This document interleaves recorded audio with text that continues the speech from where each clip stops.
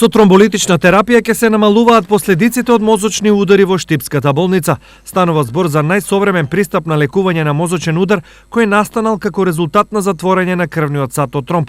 Тромболитската терапија е специфична, поради што истата не може да се примени кај сите пациенти. Предходно треба да биде подложен на добро земена анамнеза, од која што треба да добиеме строги податоци за тоа кога почнала болеста. Истата може да се употреби во рок од 3,5 до 4 часа. Понатаму терапијата не може да се употребува заради критериумите кои што истото не го дозволуваат. Примената на терапијата ќе овозможи намалување на невролошкиот дефицит кај пациентите со мозочен удар.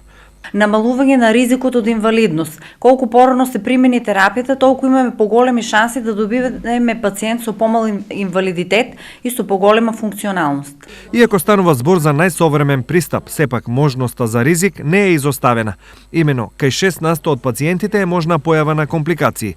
До сега ваква терапија во Штипската болница е применета на двајца пациенти на возраст од 62 и 63 години, од кои кај едниот имало појава на мозочно крварење. Таков случај е вториот пациент со тромболитска терапија, кај кој што настана хронично субдурално крварење после дадената терапија.